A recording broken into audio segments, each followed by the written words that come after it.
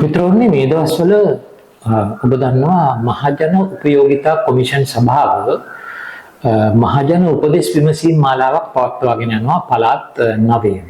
මේ මහජන උපදෙස් විමසීම් වලින් බලාපොරොත්තු වෙන්නේ ලංකා විදුලි බල මණ්ඩලය ඔවුන්ට ඉදිරිපත් කර ඇති බව වාර්තා වෙන 18.3ක විදුලි වැඩි කිරීමේ යෝජනාව සම්බන්ධයෙන් මහජන අදහස් ලබා ගැනීම. ඉතින් මේ මහජන අදහස් ලබා ගැනීම වලට රට පුරා විවිධ පුද්ගලයන් විවිධ සංවිධාන සහභාගී වෙමින් තිබෙනවා. ඔවුන්ගේ අදහස් පළ කරමින් තිබෙනවා. විශේෂයෙන්ම මේ විදුලි බිල වැඩිවීම දැවැන්ත විදිහට බලපාන්නට පුළුවන් අංශයක් තමයි මේ රටේ සුළු හා මධ්‍ය පරිමාණ කර්මාන්ත අංශය. ඉතින් දැනටත් දැඩිව වැටකාලා ඉන්න මේ සුළු හා මධ්‍ය පරිමාණ කර්මාන්ත අංශයේ නියෝජිතයන් පැහැදිලිවම මේ මහජන උපයෝගිතා කොමිෂන් සභාවට පවසනවා ඇති විදුලි බිල වැඩි කරන්නට ඉඩ දෙන්නට එපා. ඒකෙන් ඔවුන්ට බරපතල ගැටලු වලට මුහුණ දෙන්නට සිදු වෙනවා කියන එක. සුළු හා මධ්‍ය පරිමාණ කර්මාන්ත අංශයේ කඩා වැටුනොත් ඇත්තටම අපේ රටේ ආර්ථිකයට දැවැන්ත බලපෑමක් සිද්ධ වෙනවා. ඒ නිසා විදුලිය මිල අඩු මට්ටමක තබා ගැනීම ඔවුන්ට වැදගත් වෙනවා. සාමාන්‍ය පාරිභෝගිකයන් පැත්තෙන් කතා කළොත් නම් මම නම් පිළිගන්නේ නැහැ දැනට තියෙන විදුලි බිල පාරිභෝගිකයන්ට සෙසු වියදම් එක්ක සාපේක්ෂව බැලුවයින් පස්සේ ලොකු එකක් වෙනවයි කියලා. මම මේක සාපේක්ෂව කියන්නේ එහෙම නැත්නම් විදුලි බිල පොඩි එකක් කියලා කියනවා නෙමෙයි. දැන් උදාහරණයක් විදිහට හිතන්න ගෙදරක ළමයි දෙන්නෙක් ඉන්නවා නම් ඒ ළමයින් වෙනුවෙන් අධ්‍යාපනය වෙනුවෙන් කරන වියදම් අධ්‍යාපනය වෙනුවෙන් කරන වියදම් ගත්තොත් එහෙම විවිධාකාරයේ වියදම් තියෙනවා.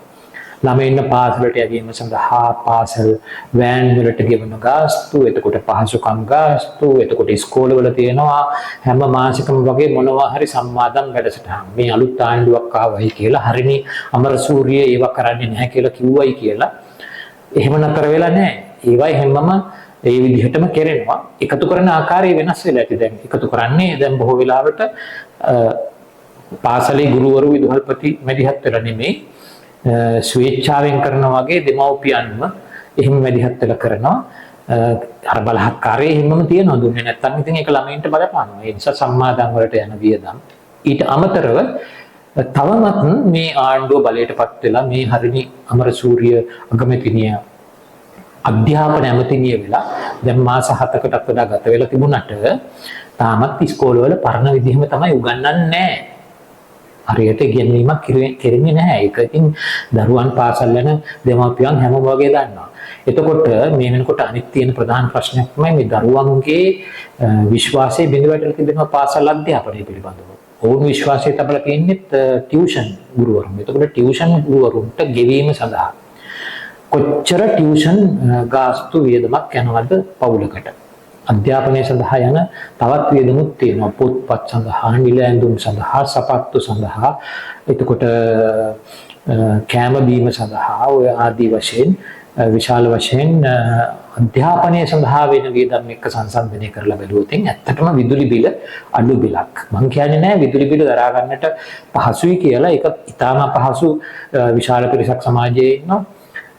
ඒ නිසා දැනුත් ලක්ෂ සංඛ්‍යාත මට්ටමින් විදුලි කප්පාදු සිද්ධ වෙනවා. මේ කප්පාදු ගැන කියනකොට හැමදාම මේ කියප එකක් තමයි මේ මෙන්න මෙච්චරක් කපලයි කියලා. දැන් ඔය කපපු අය ඊට පස්සේ බිල් ගෙවලා නැවත විදුලිය ලබා ගන්නවා. සමහර වෙලාවට නැවත බිල් ගෙවා ගන්නට බැරි වෙලා විදුලිය විසන්දි වෙනවා. හැමදාමත් මම හිතන්නේ ලක්ෂ ගාණක්. මම හිතන්නේ දැන් මේ වෙනකොට නම් ලක්ෂ 10ක් විතර වගේ ප්‍රමාණයක් විදුලි කප්පාදු වෙලා ඉන්නවා කියලා තමයි ආරංචි. මේ වැරදිම සංඛ්‍යාලයක නෙමෙයි. ඉතින් ඒ නිසා පාරිභෝගිකයන්ටත් මේක බලපාන්නේ නැහැ කියලා මම කියන්නේ නැහැ. නමුත් සුළු හා මධ්‍ය පරිමාණ කර්මාන්ත වලට තමයි මේක දරුණුවට බලපාන්නේ. හැබැයි මෙතන මෙන්න මෙහෙම ප්‍රශ්නයක් තියෙනවා. ජාත්‍යන්තර මූල්‍ය අරමුදල ශ්‍රී ලංකා රජයට කියලා තියෙනවා 4වෙනි ණය වාරිකය ලබා ගන්න නම් ඔවුන් සපයපු ඒ ඩොලර් බිලියන 2.9ක ණයේ 4වන වාරිකය. ඒ කියන්නේ එතන තියෙනවා ඩොලර් මිලියන 344ක මුදලක්. ඒක ලබා ගන්නට නම් රජය විදුලි ගාස්තු සංශෝධනය කළ යුතුයි කියලා. ඉතින් ඔවුන් කියන්නේ නැහැ ගාස්තු වැඩි කරන්න හෝ අඩු කරන්න හෝ කියලා. ඔවුන් කියන්නේ පිරිවැය අනුව විදුලිය මිලකරණය කරලා එහෙම ගාස්තු ක්‍රමයක් සකස් කරන්නට කියලා. ඉතින් ඒක කරනකම් ඔවුන් ඔය IMF ණය වාරිකේ නවත්තලා තියෙනවා ජාත්‍යන්තර මූල්‍ය අරමුදල. මේ කොන්දේසිය සපිරුවෙන් පස්සේ තමයි රැස් වෙලා තීරණය කරනවායි කියන්නේ ලංකාවට හතරවෙනි ණය වාරිකය දෙනවද නැද්ද කියන එක. ඉතින් මේක ගන්න නම් ඇත්තටම ඔය මේ පිරිවැය අනුව සකස් කළ මිල ක්‍රමයක්, මිල සූත්‍රයක් විදුලි බල මණ්ඩලය වෙනුවෙන් රජය හඳුන්වා දිය යුතු තිබෙනවා. ඒකට අකමැති වුණයි කියලා වැඩක් නැහැ. අකමැති වුණ ඉතින් වෙන්නේ අපිට ජාත්‍යන්තර මූල්‍ය අරමුදලේ ණය නොලැබෙන එක.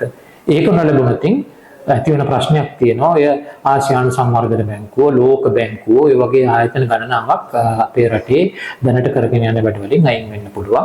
ඒ වගේම ණය ප්‍රතිවිභාගගතකරණය සම්පූර්ණ කර ගැනීම සම්බන්ධයෙන් ගැටලු තියෙන්න පුළුවන්. ඒ නිසා ජාත්‍යන්තර මූල්‍ය අරමුදලට සවන් දීම ඉතාම වැදගත්. ඔබ දන්නවා ලංකා විදුලි බල මණ්ඩලයේ තරම් කාර්යක්ෂම ආයතනයක් මේ කාලක සිටම එහි සේවක අතිරික්තයන් පිළිබඳව වාර්තා වෙනවා. ඒ වගේම ඉතාම අකාර්යක්ෂම කළමනාකරණයක් එහි පවතිනවායි කියලා වාර්තා වෙනවා. ඉතින් විශාල වශයෙන් මේ නිසා ඒ ආයතනය පාඩු ලබනවා. මේ පාඩු ලැබපු ලංකා විදුලි බල මණ්ඩලය පහුගිය අවුරුදු 2ක විතරක් ලාභ ලැබුවා. ඒ කියන්නේ 2023-24 වර්ෂවල විතරක් ලාභ ලැබුවා. දැන් මේ 2025 වසරේ පළවෙනි කාර්තුවෙත් අතිවිශාල පාඩුවක් වාර්තා වෙනවා. ඉතින් විදුලි බල මණ්ඩලය ලාභ ලැබුවයි කියලා ඇත්තටම විදුලි බල මණ්ඩලයේ ගොඩ ගැහිලා තිබිච්ච ඒ පාඩුව අඩු වුණා මිසක් අවසන් වුණේ නැහැ. ඒ කියන්නේ ඔබ දන්නවා ඔය ආර්ථික අර්බුදයට කලින් කාලේ විදුලි ගාස්තු සම්බන්ධයෙන් අපේ රටේ අනුගමනය කළේ බොහොම සහනශීලී පිළිවෙතක්. ඒ කියන්නේ වැඩි වියදමක් දරලා නිෂ්පාදනය කරපු විදුලිය අපේ රටේ අලෙවි කළේ අඩු මිලකට. එතකොට හැමදාමත් විශාල පාඩුවක් ලංකා විදුලි බල මණ්ඩලයට සිද්ධ වුණ අවුරුදු ගණනාවක් තිස්සේ ඒ පාඩුව රුපියල් බිලියන 250 ඉක්මවා වැඩි වෙලා තිබුණා. ඉතින් ඒක යම්කිසි ප්‍රමාණයකට 2023-24 අවුරුදු වල ඒ රජය විසින් ගත්තු ප්‍රතිපත්තිමය ක්‍රියාමාර්ග ඔස්සේ අඩු කරලා තිබුණා. දැන් මේ පාඩුව නැවතත් වැඩි වෙමින් තිබෙනවා. මම හිතන්නේ රුපියල් බිලියන 300කට විතර කිට්ටු පාඩුවක් දැන් නැවත එකතු වෙලා තියෙන්නට පුළුවන්. ඉතින් ජාත්‍යන්තර මූල්‍ය අරමුදල බලාපොරොත්තු වෙනවා මේ විදුලි මිල සූත්‍රයේ මගින් උපයා ගන්නා වූ යම්කිසි ලාභයක් ඔස්සේ මේ පාඩුව අවම කරන්නටත්. ඒ කියන්නේ රුපියල් බිලියන 25කින් විතර වගේ මේ පාඩුව අවම කිරීමත් ජාත්‍යන්තර මූල්‍ය අරමුදල බලාපොරොත්තු වෙනවා. ඉතින් ඒවා මොනවාක්වත් නොකර මේ මහජන උපයෝගිතා කොමිෂන් සභාව කියන විදිහටම රජයට කටයුතු කරන්නට පුළුවන්කම තියෙනවද කියන ප්‍රශ්නේ මතුවෙනවා. මහජන උපයෝගිතා කොමිෂන් සභාවට පැවරෙන්නේ ඒ ඔවුන්ගේ රාමුව තුළ ඔවුන්ට බලය තියෙන කාර්යභාරයක් විතරයි. ඒ කාර්යභාරය අනුව ඔවුන් නිර්දේශ කරයි මෙන්න මෙච්චර විදුලි වැඩිවීමක් විය යුතුයි කියලා. ඉතින් ඒ අනුව විදුලි වැඩි කිරීම කරයි. හැබැයි රජයට සමස්තයක් විදිහට මේ සමස්ත චිත්‍රය දිහාම බලලා තමයි තීරණ ගන්නට සිද්ධ වෙන්නේ. එහෙම නැතිනම් අපේ රටේ අනාගතයට බලපාන ලොකු ප්‍රශ්නයක් මේ ඊළඟ ජූනි මාසෙම ඇති වෙන්නට පුළුවන් කියන එක තමයි අපිට දකින්නට තිබෙන්නේ.